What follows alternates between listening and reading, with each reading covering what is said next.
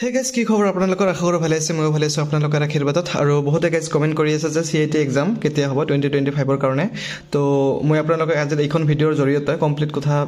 discuss কৰি আছো আপোনালোকে স্কিপ নকৰাকৈ ভিডিওটো চাই থাকক তো অলৰেডি কিন্তু আমাৰ CAT এপ্লিকেশন ষ্টাৰ্ট হৈ গৈছে গাইজ তো এয়া হৈছে 6 মাৰ্চত অলৰেডি ষ্টাৰ্ট হৈ গৈছে আজি হৈছে 15 মাৰ্চ এসাওক 15 মাৰ্চ মানে তো আৰু শেষ হৈছে আমাৰ 31 মে ওকে আৰু লগতে ইম্পৰ্টেন্ট ডেটস যেটো আছে কেতিয়া হ'ব এক্সাম বা কেতিয়া হ'ব কাউন্সেলিং তো এন্ট্রেন্স এক্সামিনেশন ডেট এসাওক ডিপ্লোমা পিজি ইউজি তো 8 জুন 8 জুনত হ'ব আমাৰ এন্ট্ৰেন্স এক্সাম আৰু পিএইচডিৰ কাৰণে এক্সাম হ'ব 15 জুন ওকে আৰু ৰিজাল্ট দিব আপোনাৰ ডিপ্লোমাৰ কাৰণে বা ইউজি পিজি 20 জুন মানে 12 দিন পিছত ওকে এক্সামৰ 12 দিন পিছত ৰিজাল্ট দিব আৰু ফাৰ্স্ট কাউন্সেলিং হ'ব ডিপ্লোমা লেটাৰেল এমটেক এমডেস সৰি বিটেক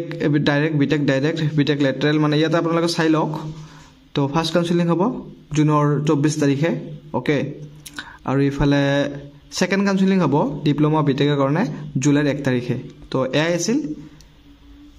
যিমান সোনকালে পাৰে এপ্লাই কৰি লওক এটো মনত ৰাখিব ক্লোজ ডেট 31 মে ওকে